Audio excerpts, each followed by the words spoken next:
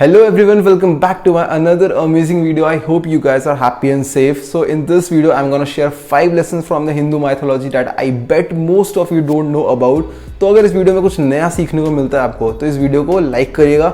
अगर चैनल पे नए हैं तो चैनल को सब्सक्राइब करना मत भूलिएगा। और एज दे से नॉलेज बांटने से बढ़ती है, तो इस वीडियो को अपने दोस्तों के साथ शेयर जरूर कर देना।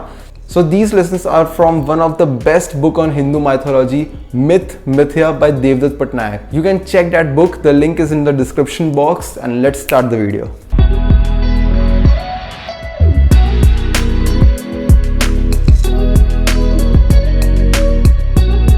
आप सबने प्रलय के बारे में तो सुना ही होगा, which is the end of this universe. So let me tell you what is that.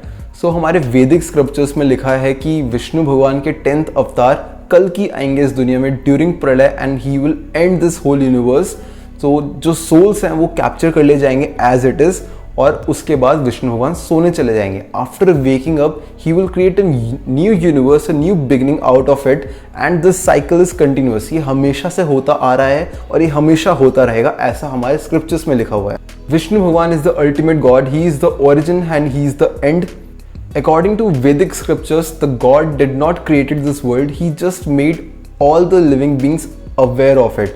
So, आप सबने सुना होगा कि ब्रह्मा जी ने इस ब्रह्मांड को बनाया है, पर एक्चुअल में उन्होंने सारे क्रिएचर्स को बनाया था।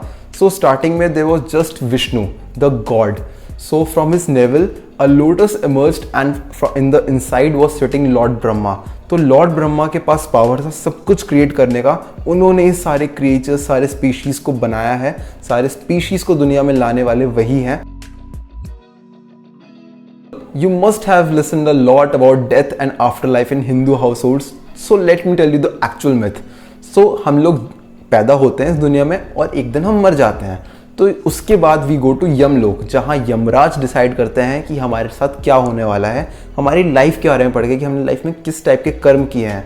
उस हिसाब से या तो हम नरक जाते हैं या फिर हम स्वर्ग जाते हैं। And yes, nothing is permanent. जो नरक जाएगा वो स्वर्ग भी जाएगा, जो स्वर्ग जाएगा वो नरक भी जाएगा। It all depends on what you do in your life, it all depends on your Karma. And yes, वो फिर अर्थ पे भी वापस आते हैं जो लोग नर्क या फिर स्वर्ग में जाते हैं, क्योंकि आफ्टर लाइफ साइकिल ऐसे ही चलता है। लेकिन अगर आप वैकुंठा जाते हैं, which is the paradise of Lord Vishnu the ultimate God, या फिर Kailash which is the home of the Lord Shiva, तो जो लोग वहाँ जाते हैं बस वही लोग वापस लाइफ में पैदा नहीं होते हैं, वो लोग वापस अर्थ नहीं आते हैं। लेकिन वहाँ जाना बहुत ज़्यादा डिफिकल्ट होता है, हर कोई वहाँ नहीं जा सकता है। तो हिंदू माइथोलॉजी में अपने खुद के बच्चे होना बहुत ज़्यादा इंपॉर्टेंट है, क्योंकि वो आपकी फैमिली लाइन को इंक्रीज करता है। इसके पीछे का कॉन्सेप्ट मैं बताता हूँ क्या होता है। इसके पीछे का कॉन्सेप्ट ये है कि जब आप मरते हो तो आप यमलोक जाते हो। वहाँ पे डिसाइड होता है कि या तो आप स्वर्ग जाओगे या फिर नर्क जाओगे या फिर दोबारा अर्थ पे पैदा होगे, या फिर स्वर्ग और नर्क जाने के बाद भी आप दोबारा अर्थ पे पैदा होते ही होते हो। तो मोक्ष मिलना बहुत ज़्यादा इंपॉर्टेंट होता है, लेकिन उनको मोक्ष नहीं मिल पाता है जिनके खुद के बच्चे नहीं होते, क्योंकि वो फिर आगे और बच्चे प्रोड्यूस नहीं कर पाते, तो उनकी फैमिली लाइन जो है वो ब्रेक हो जाती है। तो वो जो मरते हैं वो वापस दुनिया में पैदा नहीं हो पाते हैं, वो एक जगह पे चले जाते हैं पुट में, जहाँ कहा जाता है, जहाँ पे वो लोग चले जाते हैं। तो वो तभी पैदा हो सकते हैं जब उनके बच्चों ने आगे और बच्चे किए हों।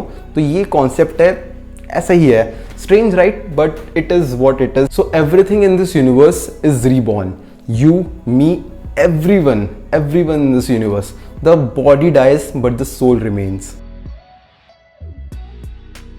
हम कहते हैं ना कि भगवान हर जगह होते हैं, तो फिर हम मंदिर क्यों जाते हैं?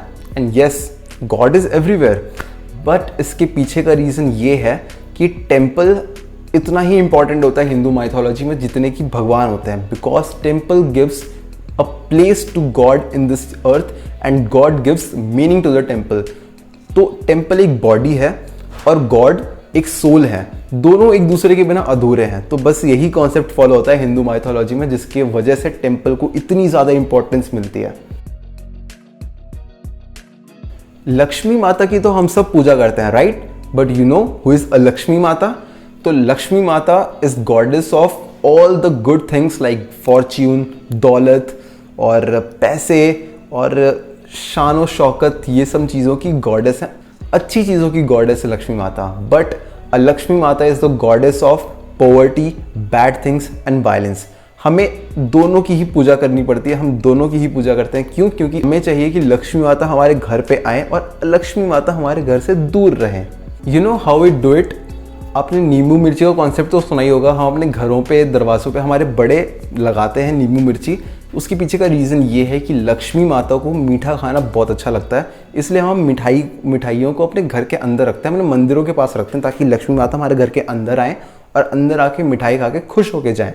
और लक्ष्मी माता के लिए हम नींबू मिर्ची लगाते हैं, क्योंकि उनको नींबू मिर्ची बहुत अच्छा लगता है, इसलिए उसको हम अपने दरवाज़ों के मेन एंट्रेंस पे लगाते हैं, ताकि वो वहीं पे आए, दरवाजे पे ही नींबू मिर्ची खा के खुश हो जाए, घर के अंदर ना आए, वहीं से वापस चले जाएं।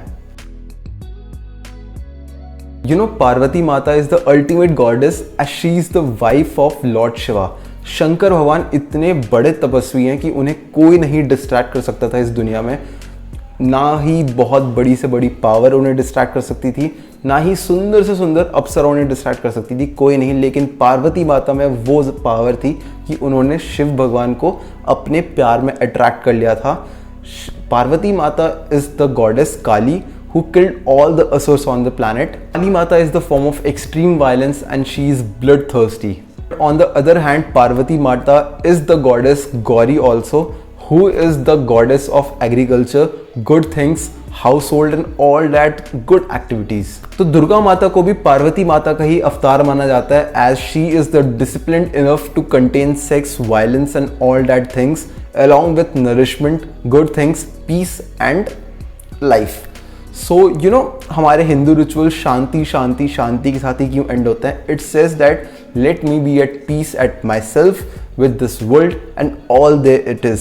सो I hope you guys like this video, और इस टाइप की अगर और वीडियोस चाहिए आपको तो मुझे कमेंट सेक्शन में बताओ। इस वीडियो को लाइक कर देना, अपने दोस्तों का शेयर करो इस वीडियो को, और चैनल पे ना तो चैनल को सब्सक्राइब करना बिल्कुल मत भूलना। नेक्स्ट वीडियो में मिलते हैं, तब तक के लिए जय हिंद।